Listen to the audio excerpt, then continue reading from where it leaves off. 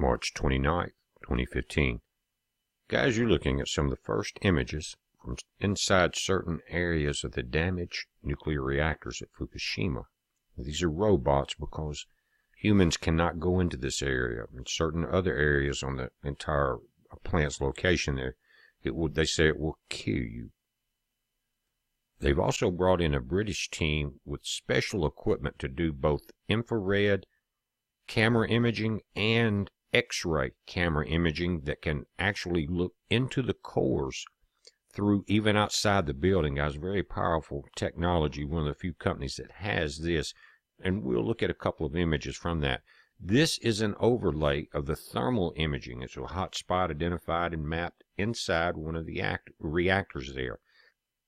Also in this picture, notice they are not letting us see the bottom of this, but inside the containment vessel, which is the cylinder in the center, it is showing that all the nuclear fuel has leaked out like this, but they've cut that bottom half off. They don't know how far down it has went. They know it is out of the central cylinder, and that's what we were showing them. Remember, a cut-off view.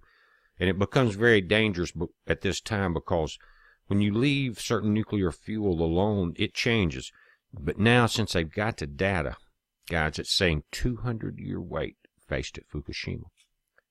Plant chief, he says he has no idea how to decommission the reactors. The technology does not exist. There's no viable method to deal with melted fuel. And to match these reports, offshore they found plutonium at 1 million BQ. You realize how much that is? It was detected in the ocean off Fukushima. Contaminated waters will be transported rapidly to the east across the Pacific. It's the most important direct liquid release of artificial radioactivity into the sea ever known. Remember, it's not just cesium that was released. It's this plutonium-241 is a different animal.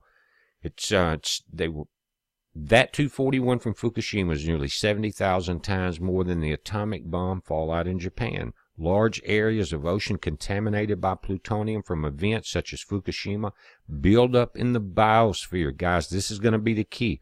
Considerable hazard to humans. Look at this, Pu-241, fourth down on the list in the yellow highlighted. Look at the difference in the global fallout and the Pu found in the study there at Fukushima. Also, they're talking about the plutonium isotopes 239 Pu, 240, and 242 Pu. It says they're radionuclides emitted into the environment by nuclear activities. Plutonium is accumulated in the human body and hence poses a considerable hazard to human health due to the long half-lives. These isotopes are present in the biosphere on large timescales and buildup can be expected. Therefore, it is important to study the contamination pathway of plutonium into our drinking water. The method to detect long-lived Pu isotopes by an accelerator mass spectrometer is being developed. It says the AMS requires only a few milligrams of the sample material to detect it. Guys, this is what they're talking about. You start with pollution into the ocean. Through the groundwater, that's what's happening at Fukushima because of the meltdown. Through evaporation condensation, it gets into the atmosphere. Snow, rain, fog, and dew. You understand? There's no way to avoid all four of those. What happens? It goes right back into the ground. You even have plant and fauna uptake as they draw moisture from the roots and release it into the air. There's no way to avoid it. Now, we're dealing with a 200-year wait. Why? They can't get near it. They haven't even found the definite location yet. But here is what they say about the hydrosphere. It's the total amount of water on the planet. Guys, that is the number one thing for life. The hydrosphere includes water that's on the surface, the planet, underground, in the air. It can be liquid, vapor, or ice. And on our planet, the liquid water exists on the surface in the form of oceans, lakes, and rivers, below the ground in groundwater, wells, and aquifers, and again, clouds and fog. The frozen part of Earth's hydrosphere is made of ice, glaciers, ice caps, and icebergs. The frozen part is called the cryosphere. Remember in a report last month that I did about them finding these large amounts of plutonium and cesium even in the Himalayan snowpack since Fukushima. But due to the half-life, which is 14 years, this decay changes the particle. This is what I was talking about. It says it has a half-life of 14 years, corresponding to a decay of about 5% per year.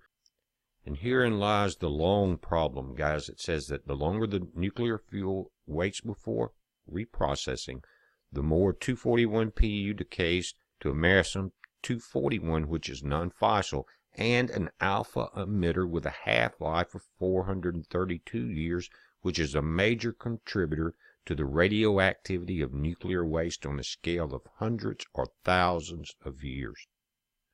So guys, it just breaks down to this. If you don't think this is the end of the planet as we know it, then you're just not paying attention. Whether you're religious or whether you're not religious, whether you believe it's the end days of the Bible, which I do, or whether you don't, this scientific evidence shows you that you have to make certain decisions in your life now. If the governments are not going to get together and stop this, then life is changing very fast.